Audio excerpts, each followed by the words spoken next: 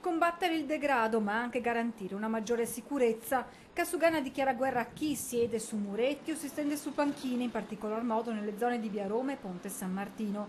Da alcuni giorni sono iniziati i presidi della polizia locale con le conseguenti diffide. Questo in applicazione dell'articolo 37 del regolamento di polizia urbana che 14 anni fa l'allora sindaco Giancarlo Gentilini invocò contro chi sostava sui muretti o lungo i ponti. Allora però le multe non erano applicate, ma si preferì una sorta di azione preventiva.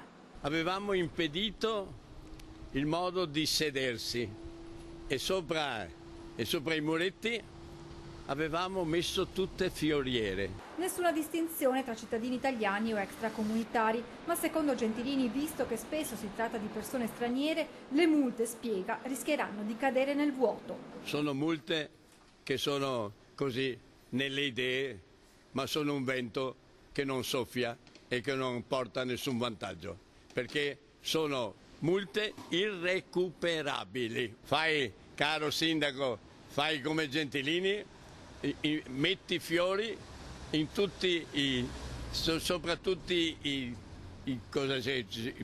parapetti e tutte quante, in modo da passare alla storia Treviso in fiore. Critica nei confronti dell'amministrazione comunale Coalizione Civica per Treviso. Di fronte a questo tipo di questioni ci sono già dei regolamenti in vigore, ci sono già delle sanzioni previste e non è necessario scatenare la polizia locale rispetto a questo tipo di problematiche. Il problema vero è che enfatizzando questo tipo di situazioni si crea nei cittadini una sensazione di insicurezza che non è confermata dai fatti.